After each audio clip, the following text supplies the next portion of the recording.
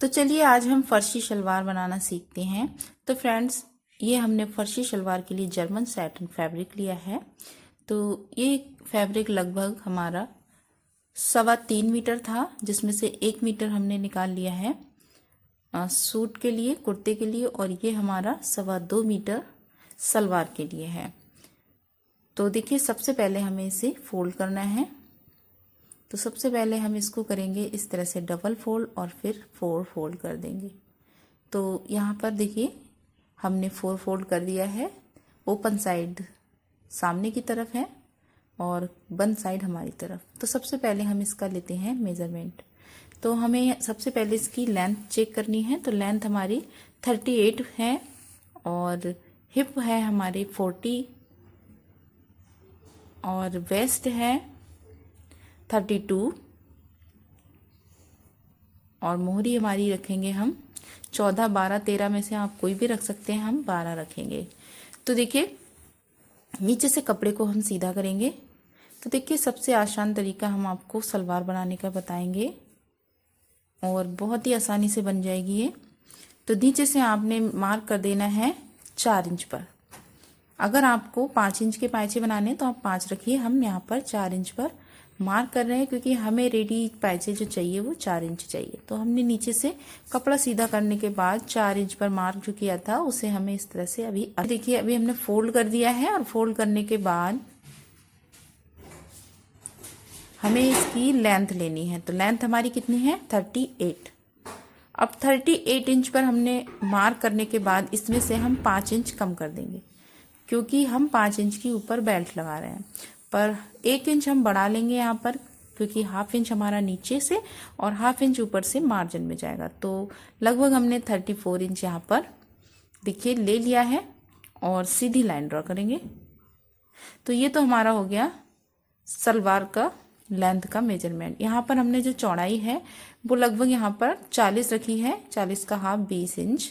आप 42 इंच भी रख सकते हैं। तो देखिए आपको फोल्ड वाली साइड से 1 इंच डाउन करना है। जो आपकी लेंथ थी वहां से आप 1 इंच डाउन कर दीजिए और जो हमारा आसन वाला साइड आएगा यानी कि ओपन वाली साइड है वहां हमने 1 इंच बढ़ा दिया है। तो अब इन दोनों निशानों को हमें मिला लेना है।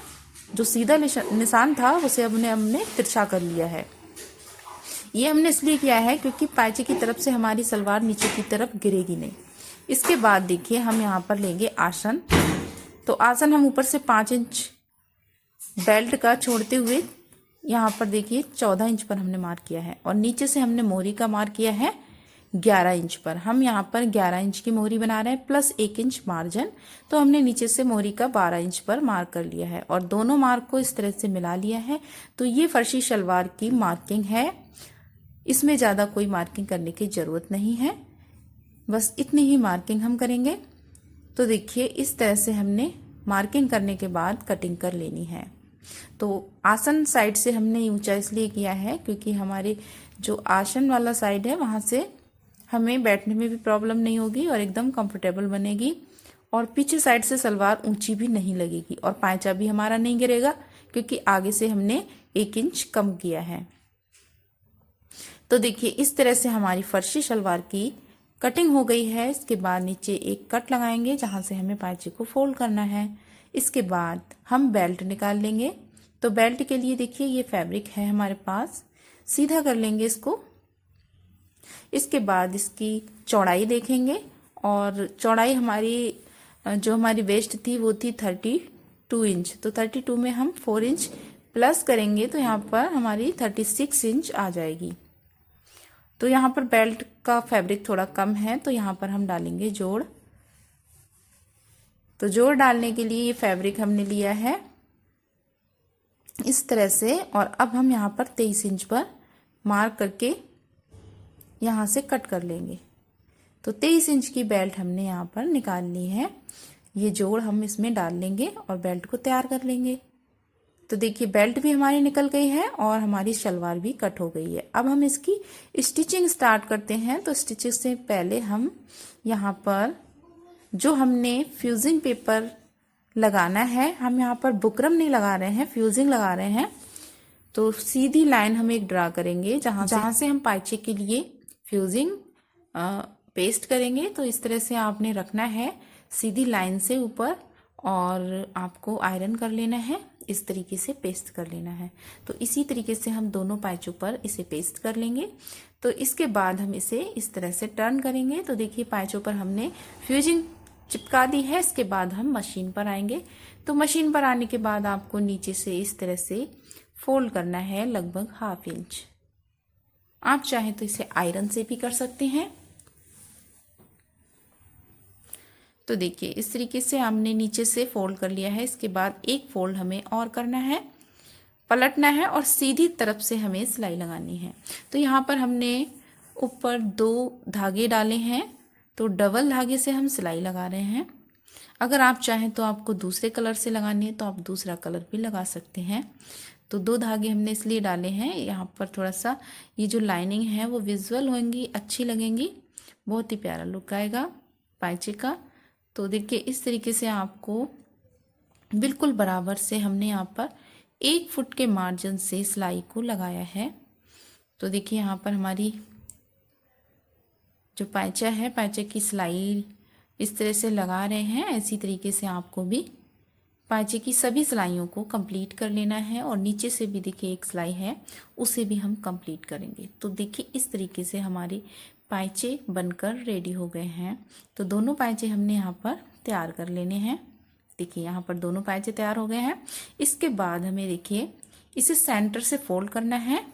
पहले हम पाइचे पर आयरन कर लेंगे, फिर सेंटर से फोल्ड करेंगे, और सेंटर से फोल्ड करने के बाद हम यहाँ पर भी आयरन कर लेंगे। क्योंकि आयरन करने से क्या है, जो हमारी सेंटर की इसमें प्लेट आती है वो लगाते समय हमें बिल्कुल भी प्रॉब्लम नहीं होगी और ये क्रीज बन जाएगी। तो हम यहाँ से प्लेट अपनी आराम से डाल देंगे। तो इसमें एक प्लेट जो है वो बड़ी पड़ती है, जो सेंटर वाली है, इसलिए हमने यहाँ पर देखिए आयरन कर लिया है। इसके बाद देखिए बेल्ट हमने बनाकर रेडी कर ली है। नॉर्मल सलवारों में जिस तरह करते हैं उसी तरीके से हमने आपको पिछली वीडियो में बताया भी है। तो देखिए इस तरीके से हम पहले पीछे की तरफ मार्क कर लेंगे, जो पीछे सेंटर है, और इस तरह से मिला लेंगे। इसके बाद देखिए हमें यहाँ पर सेंटर से 8 इंच पर मार्क करना है। हम जो प्लेट्स डालेंगे वो 8-8 इंच पर डालेंगे। जो हमारी लास्ट वाली प्लेट है वो 8 इंच पर पड़ेगी, इसलिए हमने यहाँ पर मार्क कर लिया है। और साइड में भी हम कट लगा लेंगे। तो देखिए इस तरीके से हमारी बेल्ट पर मार्क हो गया है। अब हमें क्या करना है, हमारी जो सलवार है इसका हमने क्रॉच एरिया स्टिच कर लेना है। हमने क्रॉच एरिया भी स्टिच नहीं किया है फ्रेंड्स, आप इसे पहले ही कर लीजिए। तो अभी हम क्रॉच एरिया को स्टिच कर लेते हैं फटाफट से।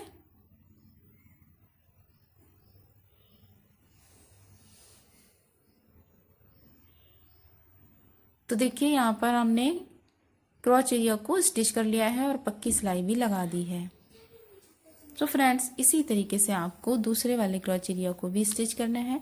सो फ्रेंड्स जो भी हमारे चैनल पर नए हैं वो चैनल को सब्सक्राइब कर लें और बेल आइकन को भी प्रेस कर दें, जिससे आने वाले नोटिफिकेशन आपको समय से मिलते रहें। तो देखिए यहाँ पर हमारे क्रॉच एरिया स्टिच हो चुका है।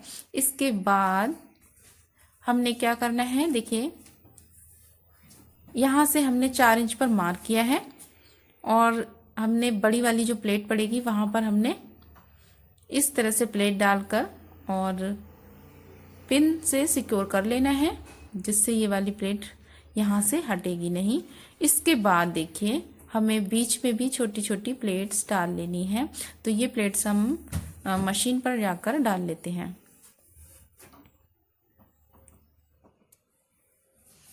तो देखिए हमने जो बड़ी प्लेट्स डाली थी वहाँ से हमें डालना स्टार्ट करना है, और ये वाली जो प्लेट्स हैं वो हमें आगे की तरफ मुंह करके डालनी है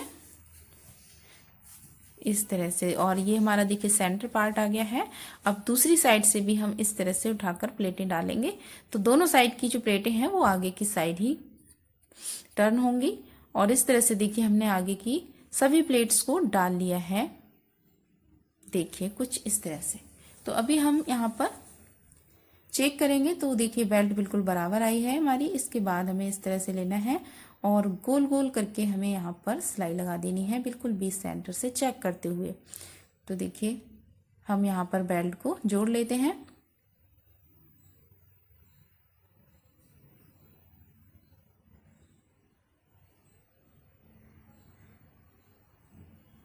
तो ये वाली सिलाई हम पूरी कंप्लीट करेंगे।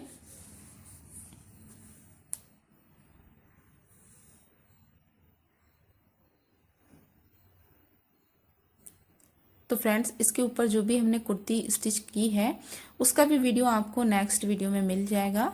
सो फ्रेंड्स, आप चैनल को सब्सक्राइब करके रखें जिससे आपको इसका फुल ट्यूटोरियल देखने को मिलेगा। इसमें हमने आपको फर्शी शलवार ही बताई है, नेक्स्ट वीडियो में हम आपको इसका कुर्ता भी बनाना बताएंगे, किस तरीके से हमने 1 मीटर फैब्रिक से कुर्ता बनाया है। तो देखिए यहाँ पर बेल्ट में जो हमारी प्रेस स्टिच लगती है उसे भी हम यहाँ पर लगा लेंगे।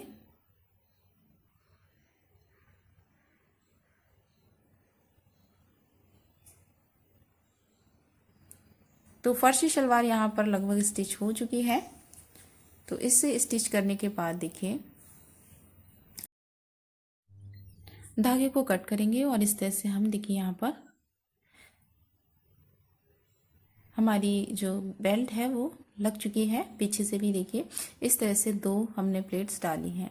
इसके बाद यहाँ पर लास्टिक डालेंगे। तो लास्टिक डालने का फॉर्मूला ये है कि आपकी जितनी भी लास्टिक कमर है आपकी, उसमें से आपको 4 इंच माइनस करना है। जैसे हमारी 32 थी तो हम यहाँ पर 28 पर मार्क करेंगे और 28 मार्क करने के बाद हम लास्टिक को कट कर लेंगे।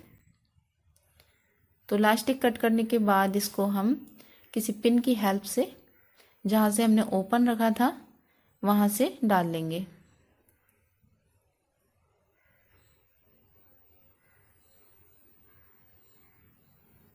तो देखिए लास्टिक हमारी पड़ चुकी है। इसके बाद हम इसे सेंटर से स्टिच कर देंगे, दोनों को एक के ऊपर एक रखते हुए पक्की सिलाई लगा लेंगे और इस तरह से लास्टिक को खींचेंगे जिससे हमारा जो फैब्रिक है वो अच्छे से लास्टिक उसमें कवर हो जाएगी। और जहाँ पे ओपन था वहाँ से हमने देखिए इस तरह से स्टिच कर लिया है। इसके बाद हम देखिए सेंटर में सिलाई लगाएंगे।